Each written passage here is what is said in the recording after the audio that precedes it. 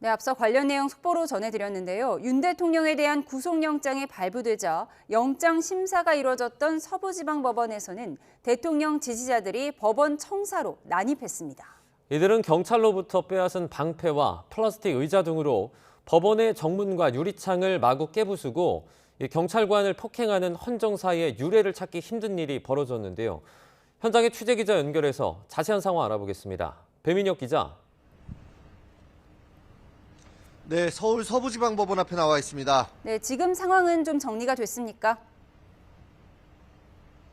예, 그렇습니다. 지금 현장은 많이 정리된 상태인데요. 하지만 곳곳에 쓰레기와 시위용품 등 격렬했던 시위 현장들이 고스란히 남아있고 법원 인근에는 여전히 경찰들의 삼엄한 경비태세가 유지되고 있습니다. 시위가 격해진 건 윤 대통령에 대한 구속영장이 발부된 오늘 새벽 3시쯤입니다.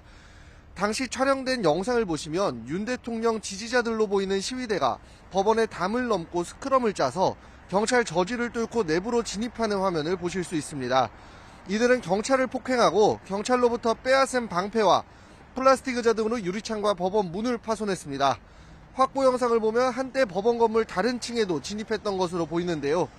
시위대는 또 어제 저녁 영장 심사를 마친 공수처 검사들을 위협하고 공수처 공무 차량의 타이어 바퀴바람을 빼는 등 차량을 파손하며 위협한 것으로 나타났습니다. 네, 지금은 그럼 시위대가 해산이 된 상태입니까? 네, 그렇습니다. 경찰은 서부지법 폭동 발생 3시간 만인 오늘 새벽 6시쯤 시위대를 대부분 진압했습니다. 이번 시위 진압에 동원된 경찰만 모두 1,400여 명에 달하는데요. 상황이 격해지자 경찰은 신체 보호복을 입고 경찰봉을 갖춘 기동대를 투입해 법원 내부의 기문을 파손한 시위대를 끌어냈습니다. 이후에도 서부지법 후문에서는 산발적으로 충돌이 이어졌는데 경찰은 이들을 모두 강제 해산한 상태입니다. 네, 일단은 일단락됐는데 혹시 현장에서 시위가 더 이어지거나 폭동이 격화할 가능성도 있겠죠? 네, 안타깝지만 충분히 우려되는 상황입니다. 제가 새벽부터 이곳에 있었는데 현장에서 날이 밝은 뒤에 더 많은 인원을 결집해야 한다고 주장하는 목소리도 종종 들을 수 있었습니다. 당시 일부 시위대는 법원 바깥에서 취재진을 위협하고 카메라 메모리카드를 빼앗는 등 흥분을 감추지 못한 상태였는데요. 또 이번 사태와 무관한 행인을 진보 쪽 지지자가 아니냐며 몰아세우는 등 크고 작은 실랑이도 잇따랐습니다. 더 큰 피해로 이어지는 것을 막기 위해 경찰은 이번 서부지법 폭동 관련 수사 전담팀을 설치했습니다. 경찰은 어젯밤과 오늘 새벽에 이뤄진 서부지법 폭동으로 지금까지 모두 86명을 현행범 체포했다고 밝혔습니다.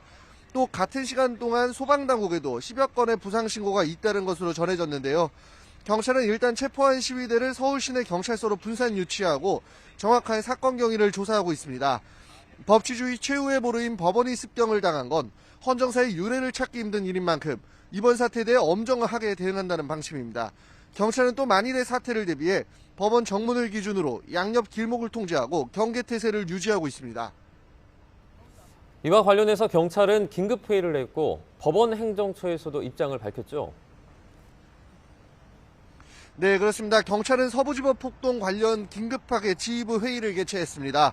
경찰은 회의에서 서부지법에서 묵과할 수 없는 불법 폭력 사태가 발생했다며 법치주의의 중대한 도전으로 법에 따라 엄정 대처하기로 했습니다. 또 현장 체증을 바탕으로 불법 행위자 전원 구속 수사한다는 방침을 세웠습니다.